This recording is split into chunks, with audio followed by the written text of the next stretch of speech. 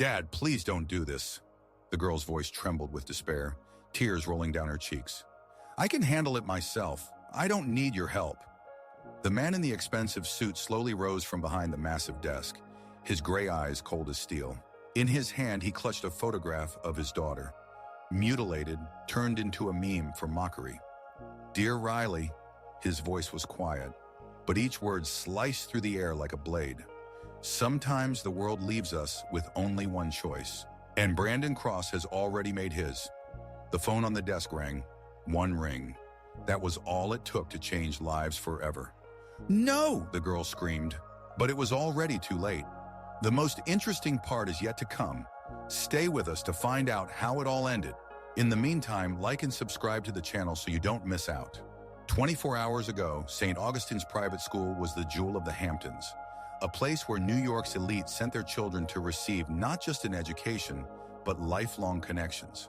Gothic red brick towers loomed over manicured lawns, and the annual tuition exceeded the incomes of most American families. But behind the facade of prestige and tradition lay a brutal world of teenage hierarchy, where parental status determined a child's place in the food chain. And at the very bottom of this chain was 16-year-old Riley Morgan, who had been there for 3 years. Riley did not fit into the glossy world of St. Augustine. Her long chestnut hair was always braided simply, and her clothes, though expensive, never screamed wealth like the others. She preferred to sit in the library with a book rather than discuss the latest gossip in the school cafe. Her brown eyes always seemed thoughtful, as if she saw the world from a different angle, one inaccessible to her peers. Riley's problem was not that her family was poor, quite the opposite. The problem was that no one really knew what her father did. William Morgan was a man of mystery. He never appeared at school events, his name never flashed in social chronicles, and the family lived in relative isolation in a large house by the ocean. In a world where status meant everything, anonymity was worse than poverty, and that was something Brandon Cross exploited.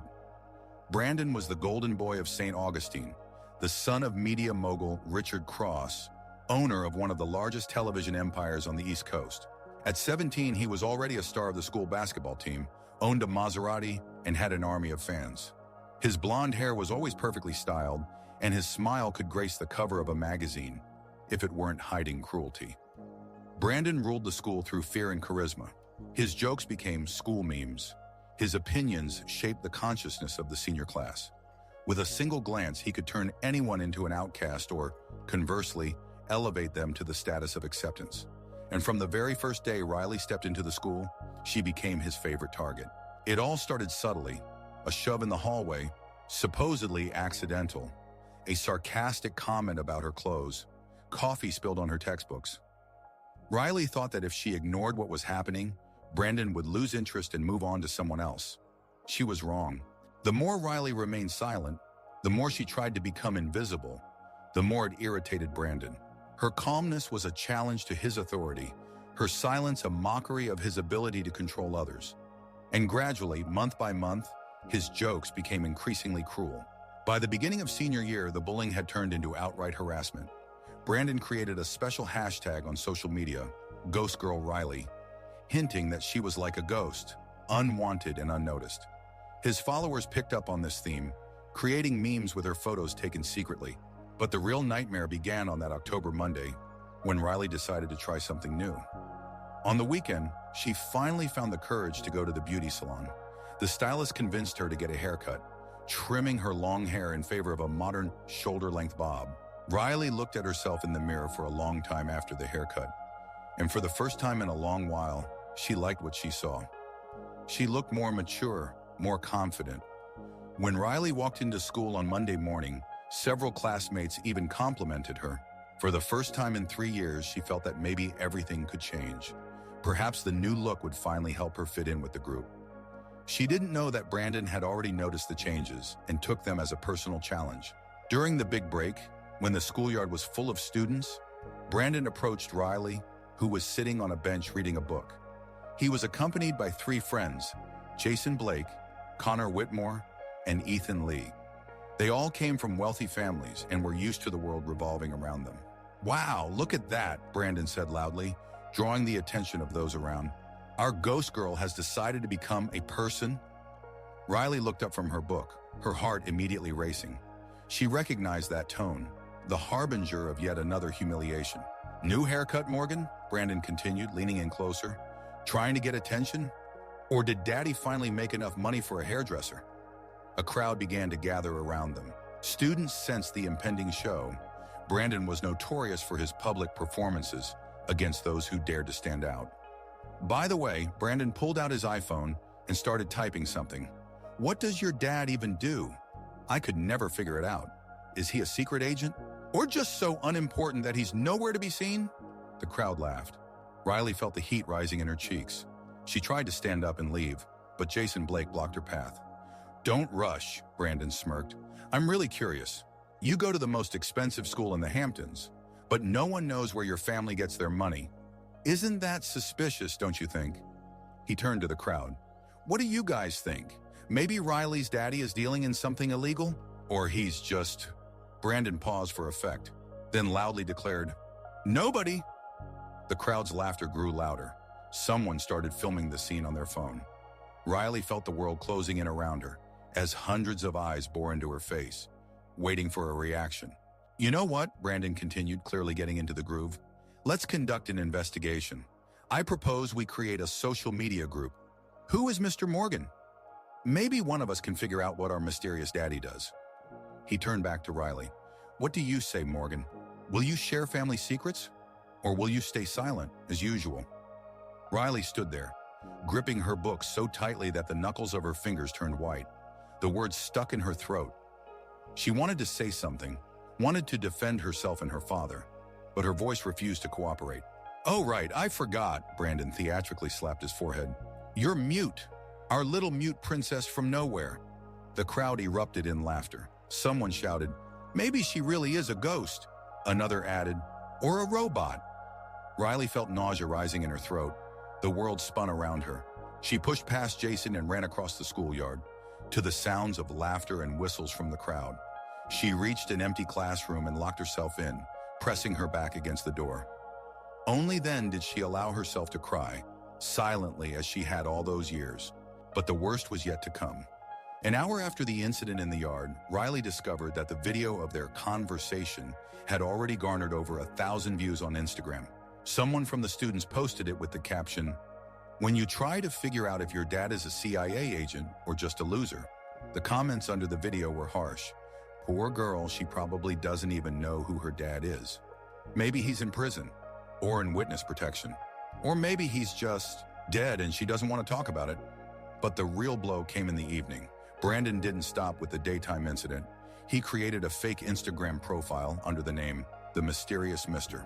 Morgan and began posting revelations about his criminal activities. The posts were written with mocking humor but looked convincing enough to mislead those who didn't know the truth. Hey kids, it's your friendly Daddy Morgan. Today I was doing my usual business, selling government secrets and trading weapons. Sorry I can't make it to school events. Too busy running from the FBI.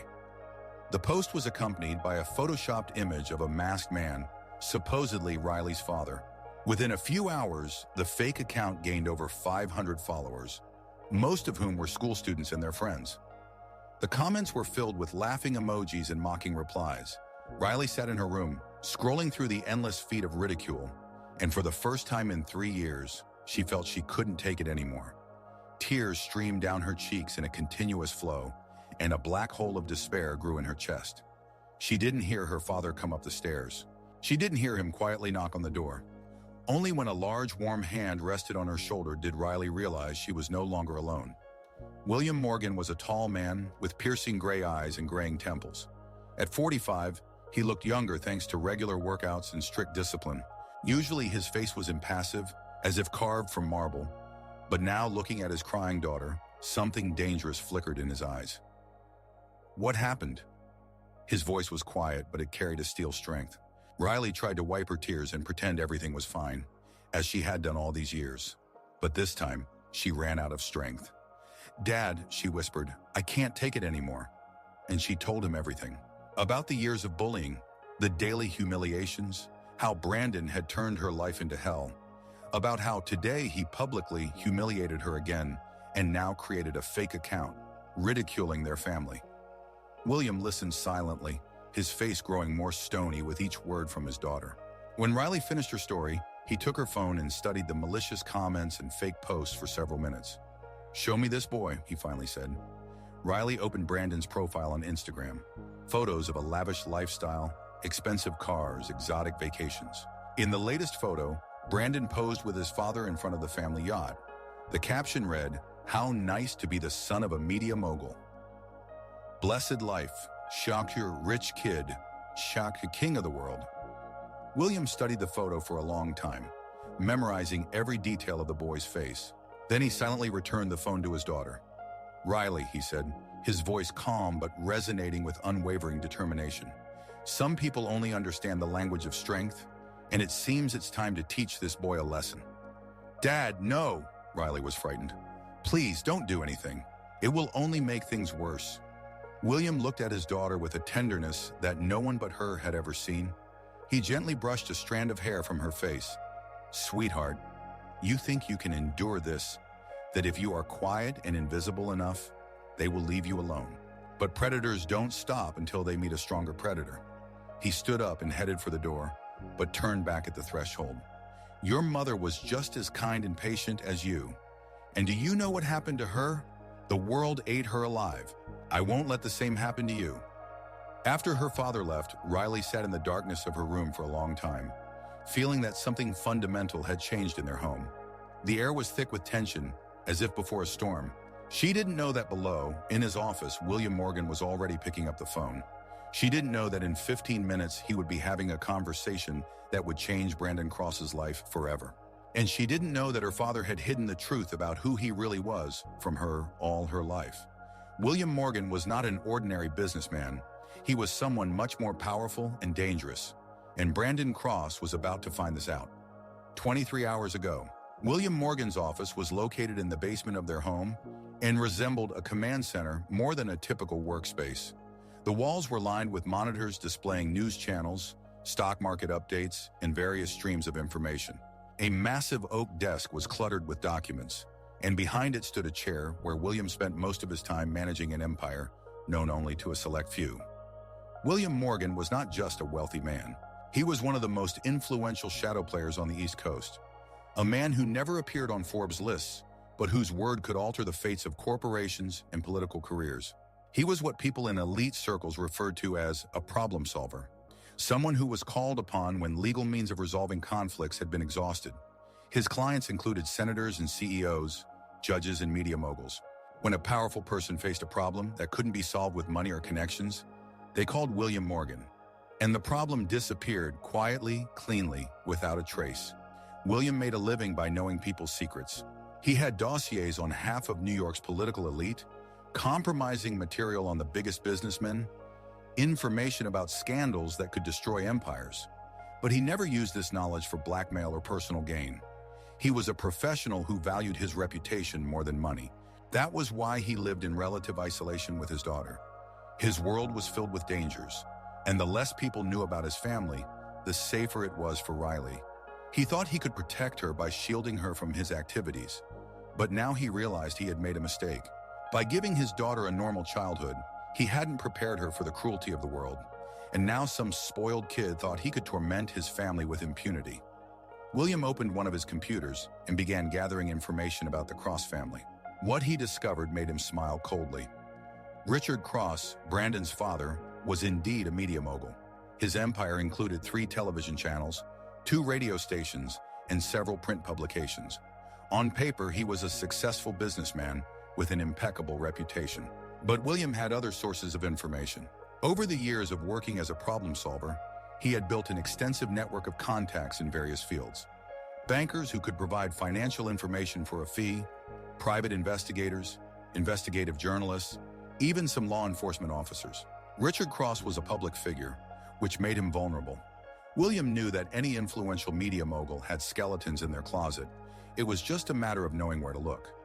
His first call was to Marcus Vale, a private investigator he had been working with for over 10 years. "Marcus, I need everything on Richard Cross. Finances, connections, scandals. You have 48 hours. Cross from the media empire? He's a big fish, William. This won't come cheap." Money is not a problem, time is. His second call was to Sarah Mitchell, an investigative journalist who owed him a favor for helping her obtain information for her past investigation. Sarah, remember our agreement? I need all unpublished materials on Richard Cross. Everything you have in your archives. The third call was to a bank employee who, for a good fee, sometimes provided consultations on financial operations for individuals of interest to William. By morning, he had a complete picture. What he discovered made him smile coldly. Richard Cross was indeed not just a media magnate. Marcus found evidence of his connections to dubious advertising schemes. Sarah provided recordings of conversations about bribing local officials for broadcasting licenses, and the banking contact uncovered suspicious transfers through offshore accounts. But the most interesting thing was something else. 3 years ago, one of Cross's television channels aired a story about a young politician accusing him of corruption. The story was based on fabricated documents but garnered high ratings. The politician, unable to withstand the harassment, committed suicide, and Cross had known about the falsity of the accusations from the very beginning. William leaned back in his chair, contemplating the situation. He had enough material in hand to dismantle Richard Cross's empire and send him to prison for 20 years. But he was a professional and did not like to use a sledgehammer where a scalpel would suffice. He picked up the phone and dialed the number. Richard Cross, a confident voice answered after the second ring. Mr. Cross, my name is William Morgan. I think we should talk. A pause. William heard the rapid breathing on the other end of the line. I don't know anyone by that name, Cross finally said, but there was already uncertainty in his voice. Of course you do, William replied calmly. 3 years ago, when you had problems with competitors trying to buy your channel in Boston, you reached out to me through mutual acquaintances. I helped resolve that issue. A new pause, longer this time. What do you want? Cross's voice had become cautious. To meet. Tomorrow at 8 in the morning. Montauk Restaurant on Main Street. Come alone. And what if I refuse? William smiled, although Cross could not see it. Then tomorrow evening, CNN will receive some very interesting documents regarding your financial operations over the past 5 years. And the FBI will get recordings of your conversations with Judge McNamara concerning the Harrison case. The silence on the line was so deep that William wondered if the connection had dropped. I'll be there, Cross finally whispered. Excellent. And Mr. Cross, it would be good if your son stopped bothering my daughter. Immediately. William hung up without waiting for a response. He knew that Richard Cross would spend a sleepless night trying to figure out how much this mysterious man knew and what he intended to do with that information. 18 hours ago, Richard Cross had not slept all night. He sat in his home office trying to recall all the details of the deal from 3 years ago and estimate what exactly William Morgan might know. The name sounded familiar, but he couldn't quite remember the context of their acquaintance. By morning, he had made a decision. He was an influential man with an army of lawyers and connections in law enforcement. Whatever compromising material this Morgan had, Richard would find a way to neutralize it. He would not allow some shadowy figure to blackmail him over his son's school antics. The Montauk Restaurant was a quiet breakfast spot favored by the local elite. At 8 in the morning, there were few patrons, several businessmen engaged in morning negotiations, and a couple of elderly spouses at a corner table. Richard arrived 15 minutes early, chose a table with a good view, and ordered coffee. He was dressed in his best Armani suit, his hair perfectly styled, and white gold cufflinks gleamed on his cuffs. He wanted to show that he was dealing with a serious person, not a petty blackmailer. At 8 o'clock, a man entered the restaurant, and Richard immediately recognized him as William Morgan. Tall, with graying temples and a simple yet expensive gray suit, he moved with the confidence of a man accustomed to controlling the situation, and his gray eyes methodically scanned the room, assessing potential threats and escape routes. William approached the table and sat down opposite Richard, not extending his hand for a handshake. Mr. Cross, he nodded. Thank you for coming. Let's get straight to the point, Richard said tensely. What do you want? Money? A position in one of my companies? Or is this just plain blackmail? William slowly sipped the coffee the waitress had brought him, taking his time to respond. His calmness irritated Richard more than any threats could. I want your son to leave my daughter alone, William finally said, completely and forever. Richard scoffed. Over childish squabbles? Are you serious? This is school. Kids always tease each other. Brandon hasn't done anything special. Nothing special? William pulled out his phone and showed Richard screenshots of a fake Instagram account created by Brandon. Your son created a fake profile portraying my family in a false light. He has systematically humiliated my daughter for 3 years. This is not child's play, Mr. Cross. This is bullying. Richard glanced at the screen and grimaced. He knew that Brandon sometimes went too far with his jokes, but he had no idea of the scale of what was happening. Fine, he said after a pause. I'll talk to my son. He'll delete that account and apologize to your daughter, but that's all I can do. Kids will be kids. William shook his head. I'm afraid that's not enough. He pulled a thick envelope from his pocket and placed it on the table between them. Open it, he said simply. Richard took the envelope with suspicion and peered inside. His face instantly paled. Inside were photocopies of bank documents, recordings of phone conversations, financial reports, everything that could ruin his career and send him to prison. Where did you get this? He whispered. That's not important, William replied calmly. What matters is that I have the originals and digital copies in 3 different locations, including a safe in Switzerland. Richard feverishly sifted through the documents. There were proofs of all his sins over the past 10 years: bribery, tax fraud, connections to the mafia, news fabrication. Any one of these documents could destroy him, and together they represented a death sentence. What do you want? His voice trembled. I already said, your son will never approach my daughter again. He will not talk to her, will not look at her, will not even think about her. If he violates this condition even once, all these documents will end up in the prosecutor's hands. But that's impossible, Richard protested. They go to the same school. They will inevitably cross paths. Then you should consider transferring your son to another school, William coldly suggested. You can't demand that. I'm an influential person. I have connections in law enforcement. What can you do? William interrupted him, and for the first time, there were steel tones in his voice. Bribe another judge, like you did in the Harrison case? Or maybe order dirt on me, like you did with your competitors? Richard fell silent, realizing he had walked into a trap. This man knew too much, and trying to fight him would only worsen the situation. You have 24 hours, William continued, rising from the table. After that, I will start taking action. And believe me, Mr. Cross, you do not want to see what I'm capable of when I am protecting my family. He headed for the exit, but turned at the threshold. Oh, and one more thing. If anything happens to my daughter, any injury, any accident, any problem at school, I will consider it your doing. And then these documents will be the least of your problems. After William left, Richard sat at the table for a long time, holding the envelope with the compromising material in his trembling hands. The waitress approached several times, offering more coffee, but he didn't hear her. For the first time in his life, Richard Cross felt helpless. He had built an empire using dirty methods, thinking that his wealth and connections would make him untouchable. But now he faced a man who played the same game, but at a much higher level. And this man threatened to destroy everything he had built because of his son's school antics. 16 hours ago, Brandon Cross woke up in a great mood. Yesterday's performance in the schoolyard went even better than he expected, and the fake Instagram account of Daddy Morgan had already gathered over 1,000 followers.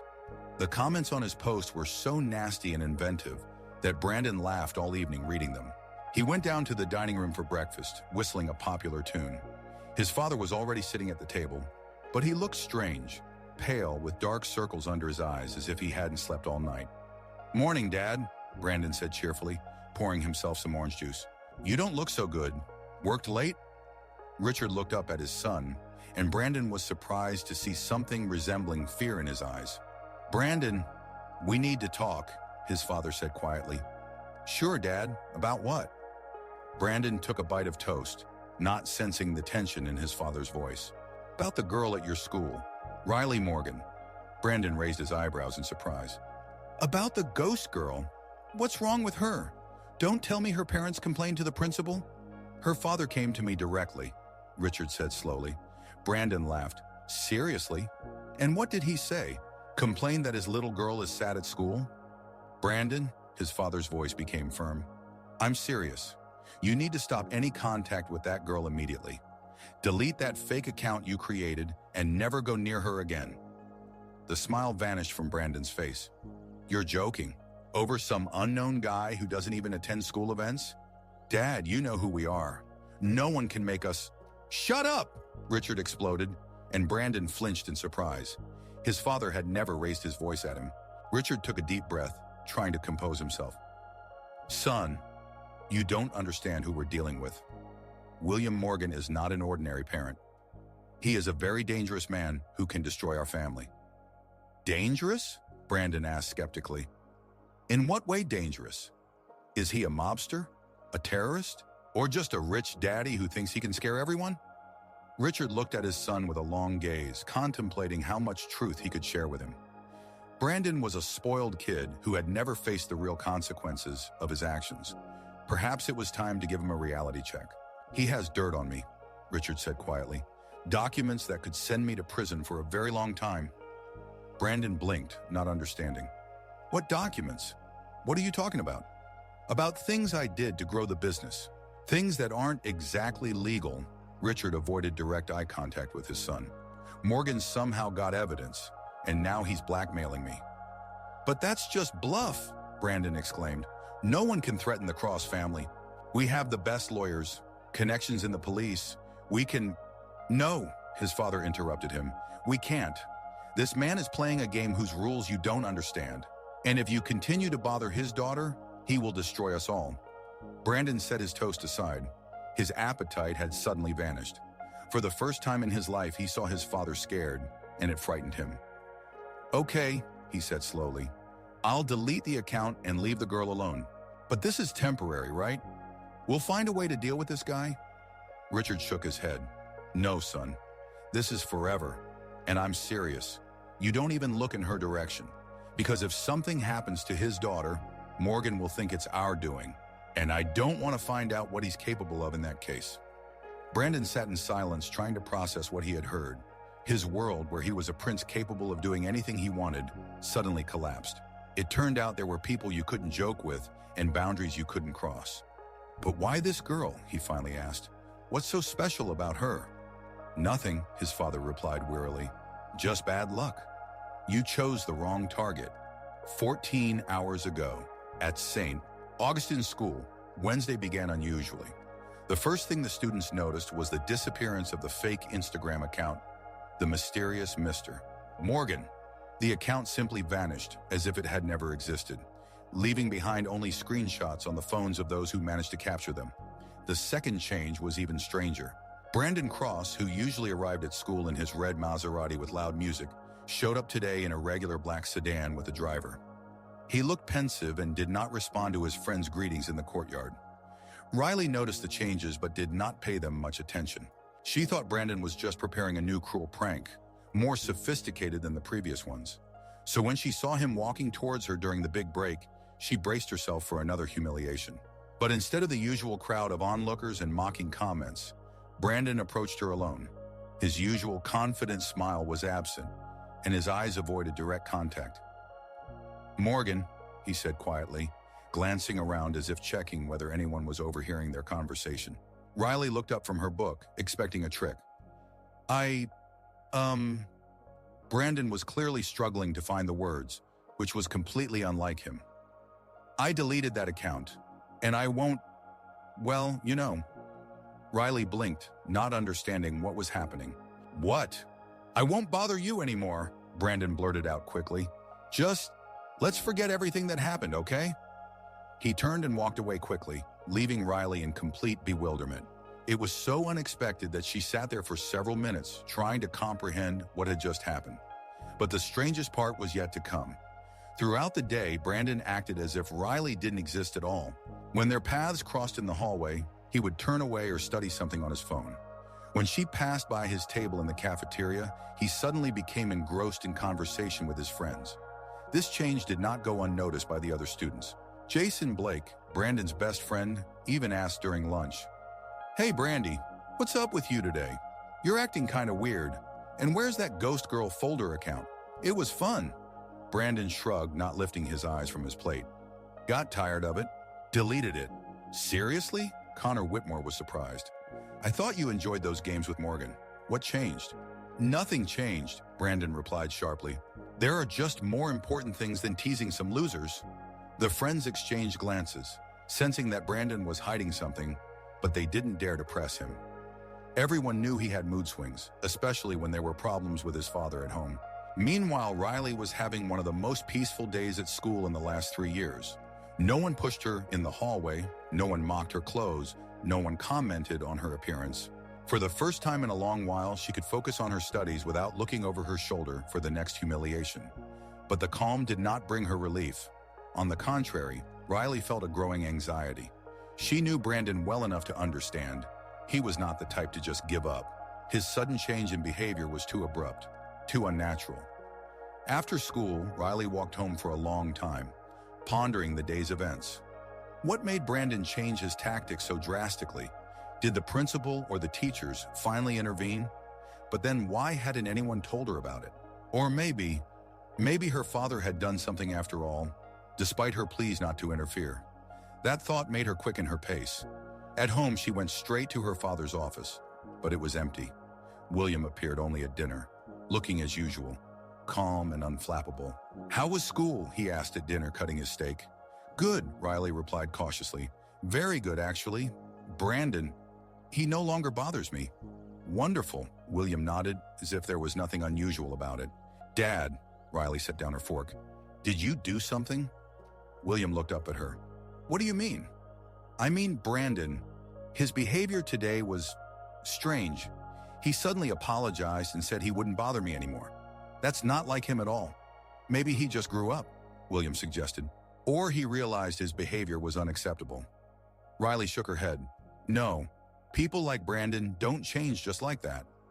Something scared him, really scared him. William continued eating, not responding to his daughter's suspicious gaze. "Dad, please tell me the truth. What did you do?" William slowly set down his knife and fork, took a napkin, and wiped his mouth. Then he looked at his daughter with a long, thoughtful gaze. "Riley, there are things in this world that are better left unknown. There are ways to solve problems that work, but that can scare good people like you." "Did you threaten him?" Riley asked directly. "I spoke with his father," William replied evasively, "and explained the situation from an adult's perspective." "That's not an answer to my question." William sighed. "Sweetheart, sometimes the only language predators understand is the language of strength.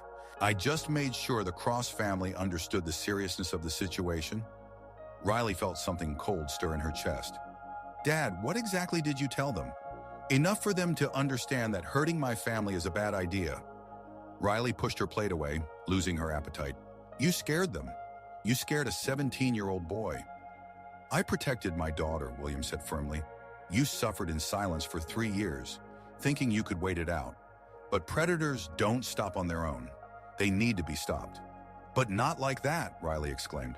"Not through fear and threats. Now Brandon is afraid to even look in my direction. He walks around like a beaten dog." "This isn't a solution, Dad. It's the only thing that works," William interrupted her. "Do you think the problem could have been solved with kindness and understanding? What if you had asked Brandon to stop tormenting you? Would he have listened?"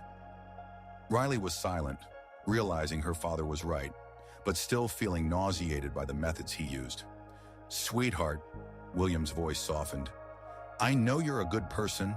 That's why I don't want the world to break you. Your mother was just as kind, and look what happened to her." Riley looked up. "What happened to Mom?" William fell silent, realizing he had said too much. The topic of Riley's mother had always been taboo in their home. William only said that she died when Riley was little, but never went into details. "Dad," Riley insisted, "what happened to Mom?" "Not now," William said quietly.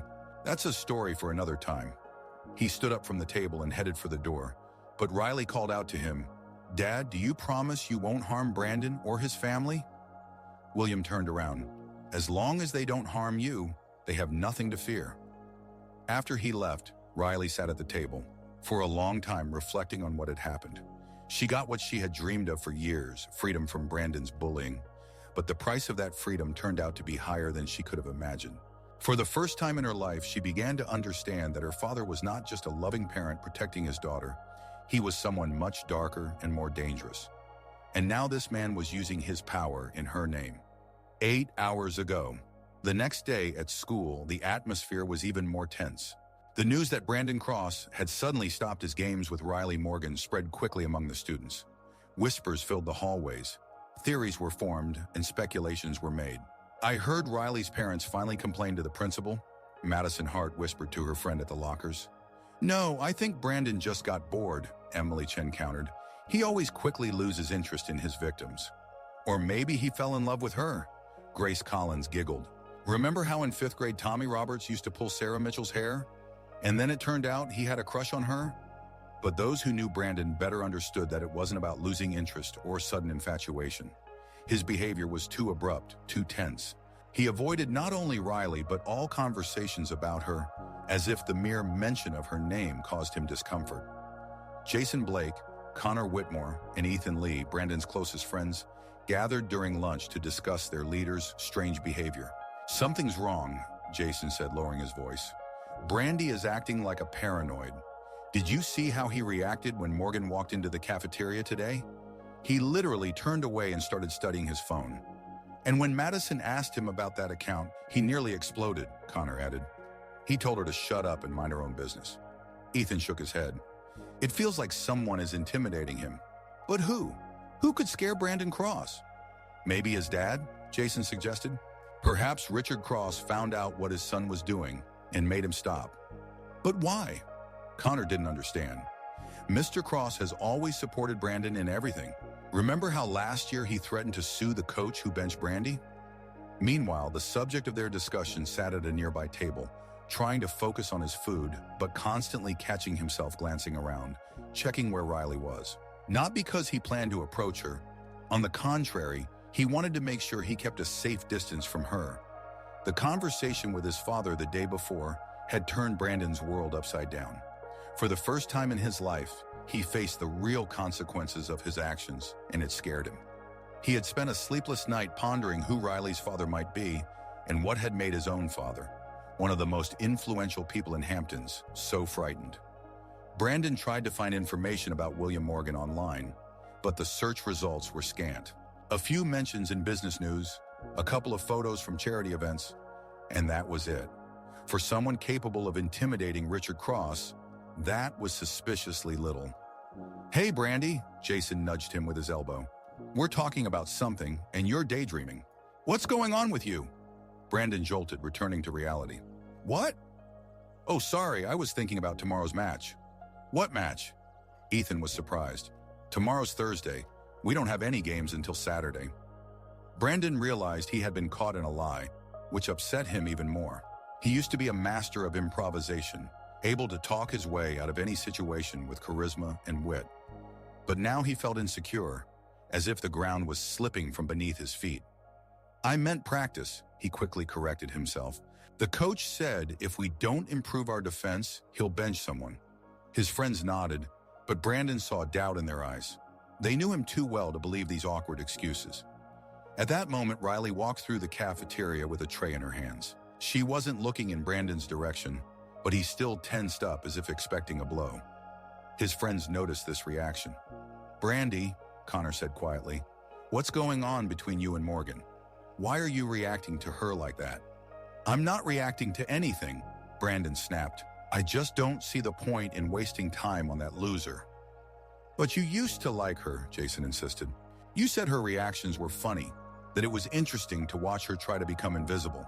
"Well, I'm just over it," Brandon said sharply, drawing the attention of students at nearby tables.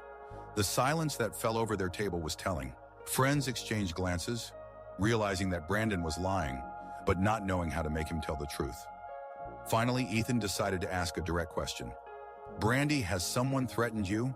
If you have problems, we can help. Our families have influence. We can—" "No one has threatened me," Brandon exploded, jumping up from his chair. "And I don't need your help. I just decided to focus on more important things than teasing some quiet kids." He grabbed his backpack and ran out of the cafeteria, leaving his friends bewildered. In the hallway, Brandon leaned against the wall, breathing heavily. The lie was becoming harder to maintain, and the fear he felt at every mention of Riley only intensified. For the first time in his life, Brandon Cross felt weak. And the worst part was that he didn't understand how to fix it. 4 hours ago. After school, Riley didn't go home right away. Instead, she turned towards a small park near the school, where she loved to read on warm days. She needed time to think about what had happened over the last 2 days. Brandon's sudden change in behavior should have brought her relief. For the first time in 3 years, she could walk through school without looking over her shoulder, without expecting another humiliation. But instead of joy, she felt anxiety. The conversation with her father the day before had opened her eyes to many things. William Morgan was not just a loving parent. He was a man capable of scaring an influential family to the point that they made their son completely change his behavior overnight. What scared Riley even more was the realization that she didn't really know her father at all. All these years, she thought he was just a businessman who preferred to stay in the shadows.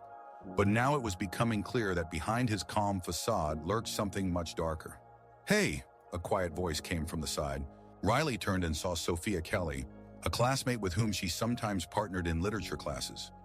Sophia was a quiet girl from the middle tier of the school hierarchy. Not popular, but not an outcast either. She was inconspicuous enough to avoid the attention of predators like Brandon. "Hi," Riley replied, surprised that someone had decided to approach her. Sophia sat down on the bench next to her, clearly nervous. "Can I ask you something?" Riley nodded, expecting yet another question about what had happened with Brandon. Over the last 2 days, several classmates had approached her trying to find out the details. Are you okay?" Sophia asked, and the question surprised Riley with its sincerity. "What do you mean?" "Well," Sophia hesitated, "I know that Brandon and his friends have been tormenting you for a long time, and suddenly he just stopped. Everyone thinks that's good, but I feel like it bothers you." Riley looked at her classmate in surprise. Sophia was the first person to notice her inner turmoil. "Why do you care?" Riley asked cautiously. Sophia blushed. "Because I know what it's like to be a target. In middle school, I had problems with a group of girls. They tormented me for 2 years, and then suddenly they stopped. And you know what? It was almost worse than the bullying itself." "Why?" "Because I didn't understand why they stopped. I was constantly waiting for a catch, thinking they were planning something terrible. And also because," Sophia paused, choosing her words, "because part of me got used to their attention, even the negative kind. Without it, I felt empty." Riley pondered Sophia's words. Was there a grain of truth in them? Had she gotten so used to the role of the victim that its absence scared her? "What made them stop?" Riley asked. "One of them transferred to another school, and the others just lost interest," Sophia shrugged. "But your situation is different. Brandon is not the type to just lose interest. Something stopped him." Riley remained silent, unsure of how much to share.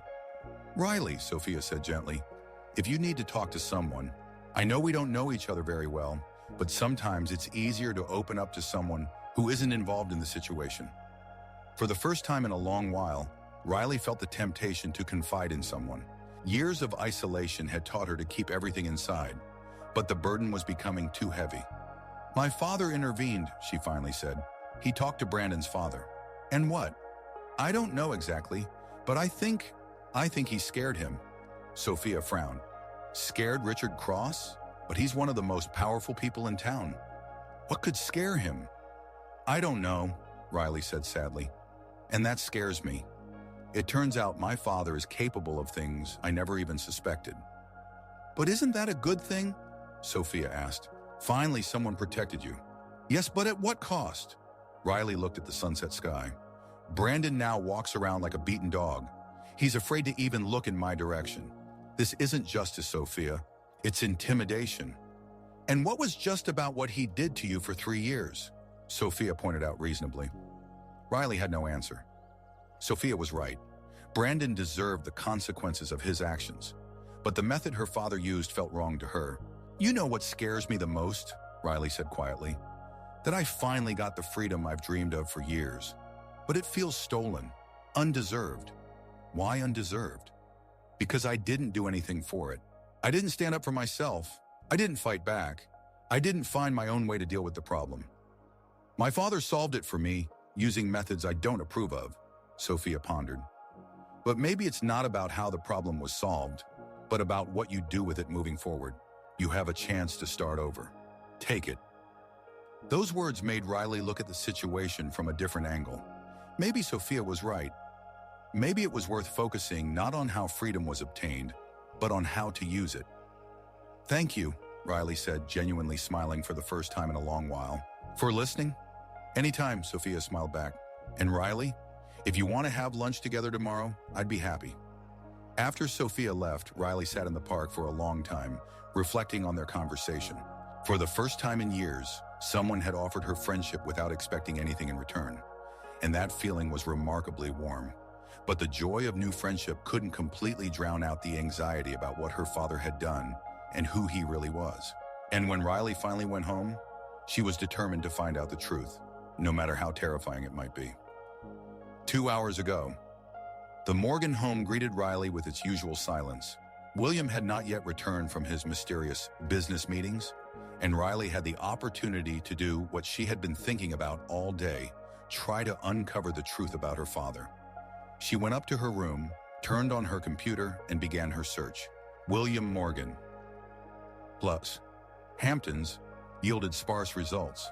Some mentions in society columns, a photo from a charity auction, a brief biography in an elite golf club catalog. Riley tried various combinations of words, adding business, company, investments. The results were just as uninformative. For a man living in a mansion worth several $1 million, William Morgan left surprisingly few digital footprints. This alone was suspicious. In an age where every sneeze made it onto the internet, a complete lack of information seemed unnatural. Riley recalled her father's words about her mother being too good for this world. Perhaps if she found information about her mother, it would shed light on the family's past. Elizabeth Morgan, plus death, plus obituary. The search yielded several pages of results, but none were suitable. Riley knew her mother had died 10 years ago when she was 6, but her father had never shared specific details. She tried her mother's maiden name, Sinclair, and then the search yielded something interesting. Elizabeth Sinclair, 32, found dead in her car. The headline of a news article from 10 years ago made Riley's heart stop. With trembling fingers, she opened the article. Elizabeth Sinclair Morgan, wife of businessman William Morgan, was found dead in her Mercedes-Benz near the Hampton Bays Marina on Tuesday morning. According to preliminary police reports, the cause of death was an overdose of sleeping pills. A note was found next to Mrs. Morgan's body, in which she apologized to her family and expressed love for her 6-year-old daughter, Riley. Police sources report that Mrs. Morgan had been struggling with depression for a long time after a car accident 2 years ago that claimed the life of her youngest son. The family asked for privacy during this difficult time and requests no statements to the press. Riley stared at the screen, unable to believe what she had read. Her mother committed suicide? She had a younger brother who died? Why had her father never told her about this? Her hands shook as she searched for additional information about the car accident, and what she found shocked her even more. 4-year-old Michael Morgan died in a car accident on Highway 27 when the family vehicle collided with a truck. The truck was driven by Thomas Harrison, who was intoxicated at the time of the accident. Harrison died at the scene. The child's mother, Elizabeth Morgan, sustained serious injuries and was hospitalized.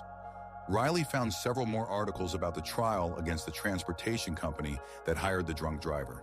The process lasted nearly 2 years and ended with the Morgan family receiving a settlement of $5 million.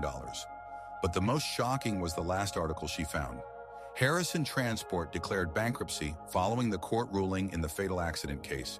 Company owner Robert Harrison, father of the deceased driver, claimed that the Morgan family used illegal pressure tactics to obtain an unjustifiably high settlement. This was not justice, but revenge, Harrison said in an interview with a local newspaper. They have connections that allow them to destroy honest families. Riley leaned back in her chair, trying to process what she had read. The picture was starting to come together, and it was horrifying. Her younger brother died in an accident caused by a drunk driver. Her mother fell into depression and ultimately took her own life. And her father used his connections and illegal pressure tactics to destroy the family of the guilty driver. Suddenly, William's words that the world ate her mother alive took on a new meaning. Perhaps he blamed himself for not being able to protect the family, and now he was willing to do anything to protect the only person he had left. Riley. The sound of the front door opening interrupted her thoughts. Her father was home. Riley quickly closed all the browser tabs and went downstairs. William stood in the hallway taking off his coat. He looked tired, and for the first time, Riley noticed how much he had aged in recent years. "Hi, Dad," she said, trying to keep her voice calm. "Hi, sweetie. How was school?" He kissed her on the forehead, as he did every day. "Good. Dad, can I ask you a question?" William looked at her warily. "Of course. Why did you never tell me the truth about Mom?" William's face hardened. He slowly hung his coat on the rack, not answering the question. "Dad? What exactly do you want to know?" His voice became cautious. "Everything. How she died, why she died, and who Michael was." William closed his eyes as if in pain. "Where did you find this out?" "On the internet." "Dad, why did you lie to me?" William walked into the living room and sank heavily into a chair. Riley followed him. "I didn't lie," he said quietly. "I just wanted to protect you from pain. But I had a brother, and Mom didn't die of an illness. She committed suicide. How could you hide this from me?" William was silent for a long time, staring out the window. When he spoke, his voice was full of the pain he had hidden for many years. "Michael was born when you were 2 years old. You adored him, called him my little prince. When he died," William's voice broke, "when he died, your mother fell apart. She blamed herself for being behind the wheel. The doctors said it wasn't her fault, that she couldn't have prevented the accident, but she didn't listen." Riley felt tears welling up in her eyes.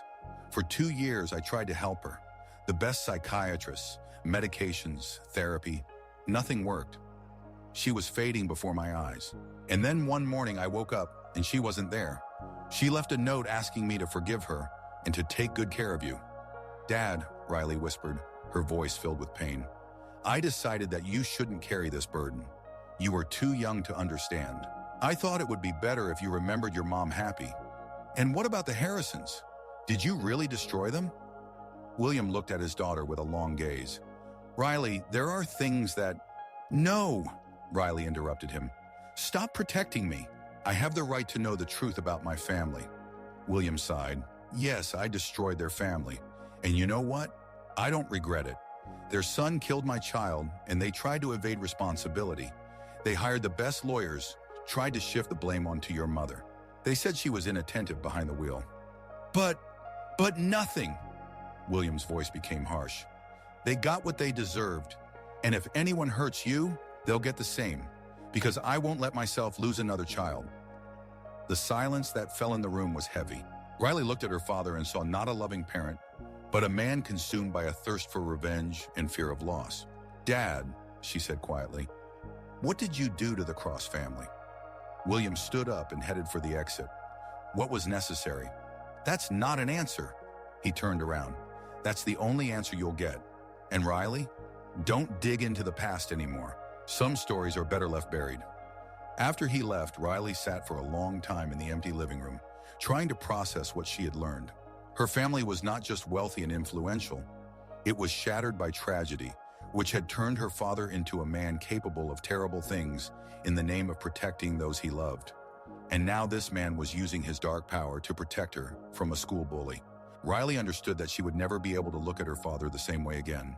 And the scariest part was that she wasn't sure if that was good or bad. Now Riley hadn't slept all night. The knowledge she had gained about her family's past swirled in her head, refusing to let her rest. By morning, she had made a decision. She needed to talk to Brandon, not to apologize for her father's actions, and not to resume their confrontation, but to understand what exactly William Morgan had done to the Cross family.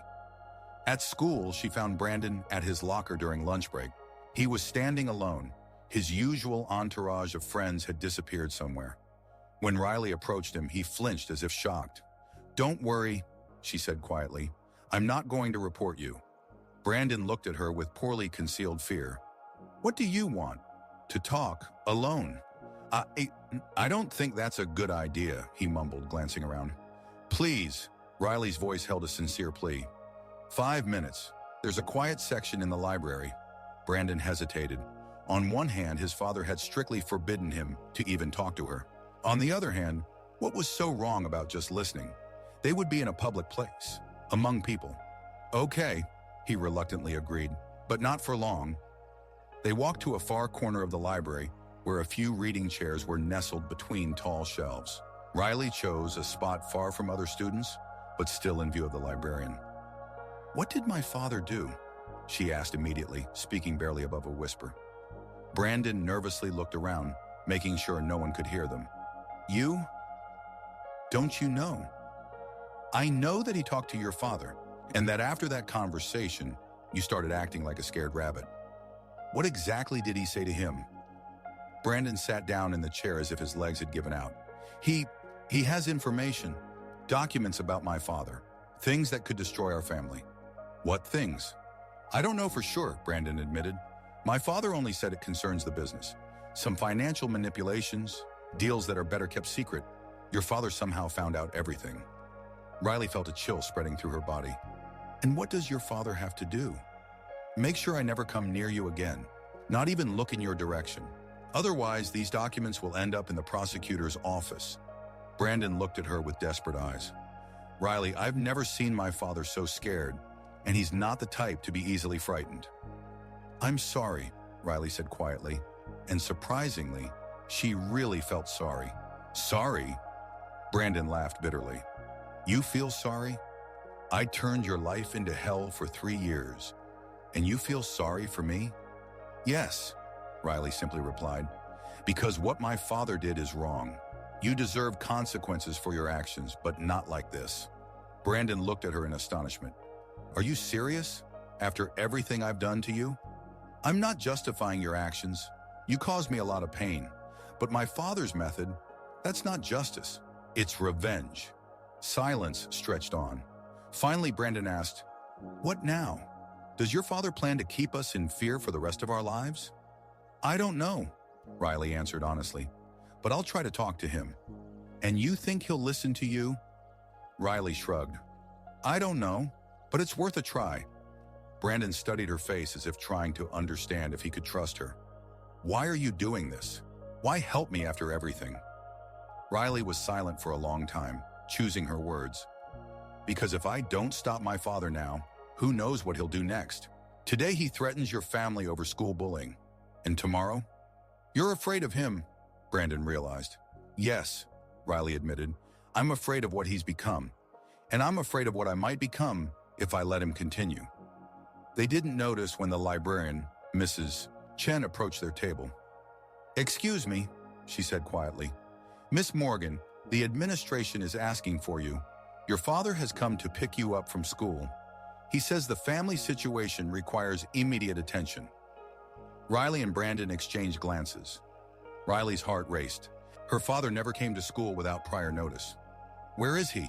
she asked, her voice trembling. "In the principal's office. But he asked that you come to him in the library, said he wants to talk to you here, in a calm setting, before going home." Riley stood up, and a few seconds later saw her father walking through the library accompanied by the assistant principal, Mr. Fields. William's face was pale with rage, and his gray eyes burned with a cold fire. "Thank you, Mr. Fields," William said to the assistant principal. "I'll take my daughter home. We have a family situation." Mr. Fields nodded and stepped back toward the exit but remained nearby, watching the situation. "Riley." William's voice was quiet but full of threat. "Gather your things, we're leaving. Immediately." Brandon shrank back in the chair, trying to become invisible. Riley stood up, feeling her heart pounding wildly in her chest. "Dad, why did you come to school? What happened?" "I called you 3 times. You didn't answer." William took a step closer, lowering his voice to a whisper. "The app showed that you were still at school, even though classes ended half an hour ago. I got worried." Riley checked her phone and indeed saw 3 missed calls from her father. She hadn't heard them in silent mode. "Then I called the school and asked them to check where you were. The secretary said she saw you in the library. And when I arrived and came in here," his voice grew increasingly tense, "I saw my daughter sitting with a boy to whom I clearly made it known that he should keep his distance from her." Riley realized that her father had simply seen them with his own eyes upon entering the library. No surveillance cameras, just parental paranoia and a twist of fate. Riley was horrified to understand that her father had been watching her all this time. "Dad, please, let's talk at home." "No, we're talking now." William turned to Brandon. And you, boy, have you forgotten our agreement? Brandon trembled. She came up to me herself. I didn't. Shut up, William exploded, and Brandon shrank even further. Dad, stop, Riley exclaimed, stepping between her father and Brandon. He didn't do anything. Mrs. Chen, hearing the shouting, hurried over. Mr. Morgan, please, speak more quietly. This is a library. Sorry, William gritted through his teeth, but his voice remained tense. We're leaving now. Dad, stop, Riley cried out again, positioning herself between her father and Brandon. He didn't do anything. William looked at his daughter in astonishment. You're defending him after what he did to you? I'm defending what's right. Riley raised her voice to her father for the first time in her life, but immediately caught herself and lowered it to a whisper. What you're doing is wrong. We're leaving, right now, William hissed. We'll talk at home. No. Riley stood her ground, crossing her arms over her chest. I'm not going anywhere until we discuss this here. William grabbed his daughter by the arm. Riley, don't make me use force. Let go of me, she said quietly but firmly. Mrs. Chen nervously shifted from foot to foot. Perhaps you should move your family discussion to a more appropriate place? You're right, William agreed, but his grip on his daughter's arm only tightened. Riley, we're leaving. I said no. William pulled her toward the exit, but Riley resisted. At one point, he yanked her arm sharply and she lost her balance, hitting her shoulder against the edge of the shelf. Ouch! She cried out in pain. Miss Morgan, are you okay? The librarian asked anxiously. Everyone froze. William looked at his hand in horror, as if he couldn't believe what he had done. Riley rubbed her bruised shoulder, staring at her father with wide eyes. Riley, he whispered. Sweetheart, I'm sorry, I didn't mean to. Don't come near me, she stepped back. Don't you dare come near me. Mrs. Chen realized that the situation had spiraled out of control. Mr. Morgan, I think you should leave the school, and Miss Morgan can stay here until she's ready to go home. Daughter, please. No. Riley hugged herself, still rubbing her sore shoulder. You've become just like those you're trying to protect me from. You use force to control people. You intimidate and threaten. And now you're ready to use force against your own daughter. William tried to take a step toward her, but Riley recoiled even further. I said, don't come near. Mrs. Chen understood that the situation was critical. Mr. Morgan, I must ask you to leave the school premises immediately, and Miss Morgan can stay here as long as she needs.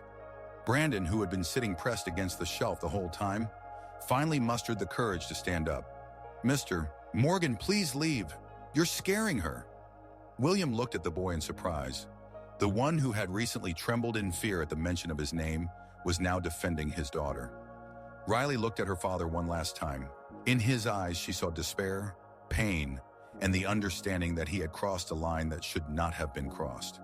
No, she quietly said in response to the librarian's question about whether she was okay. I'm not okay. William slowly nodded to Mrs. Chen and headed for the exit, realizing that further attempts would only worsen the situation. In the library corridor, he stopped, seeing through the glass wall how Riley stood, hugging herself, while Brandon awkwardly tried to comfort her. William wanted to turn back, but he stopped, remembering her words. Riley, he called out, loud enough for her to hear through the glass. She didn't turn around. I didn't mean to. You know I didn't mean to. I know. Her voice was empty, though she spoke without looking back. But you did it anyway. Daughter, please, let's talk at home. I'll explain everything. Now she turned around and William was horrified to see that there was neither anger nor resentment on her face. There was something much worse, disappointment. Explain what? How you went from being a loving father to someone willing to use force against his own child? How you went from being the protector of the family to someone from whom the family needs protection? Each word hit like a hammer. William felt everything he had lived for over the past 10 years crumbling. I did it for you. No, Riley shook her head. You did it for yourself, to feel the control you lost when Mom and Michael died. But you know what? You couldn't protect them, and now you can't protect me, because the biggest threat in my life is you. Those words broke William completely. He leaned against the wall, feeling tears rolling down his cheeks, the first in many years. "Riley, forgive me," he whispered. "Please forgive me." Riley approached the glass wall separating them and placed her palm against the glass. Her heart broke at the sight of her broken father. "I forgive you, Dad," she said quietly. "But forgiveness doesn't mean I can live with who you've become." William looked at her with tear-filled eyes. "What should I do? How can I fix what I've done?" "Let me go," Riley simply said. "Stop trying to control my world. Let me deal with my problems, make my own mistakes, become strong on my own. What if it hurts you? Then it will hurt me, but it will be my pain, not your revenge for it."